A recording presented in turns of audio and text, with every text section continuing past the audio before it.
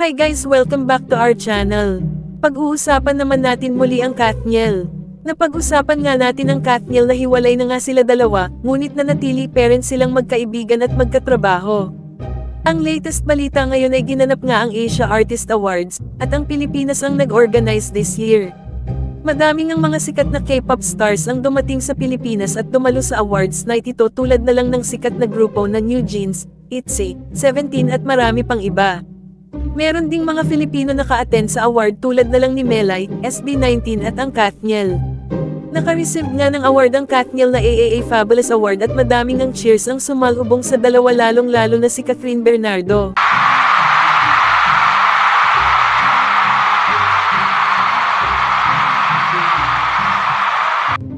Binatikos naman si Daniel Padilla ng mga netizens dahil di umano nakakahiya daw ang kanyang speech at parang di man lang daw pinaghandaan at parang naglalaro lang, na insulto din ang iba na tila ba pinagtatawanan ni Daniel ang salitang anyeyong.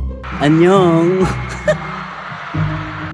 Ang tingin tuloy ng iba ay parang iniinsulto niya ang Korean language. Madami naman ang pumuri kay Catherine dahil very professional daw umano at sobrang handa sa kanyang speech.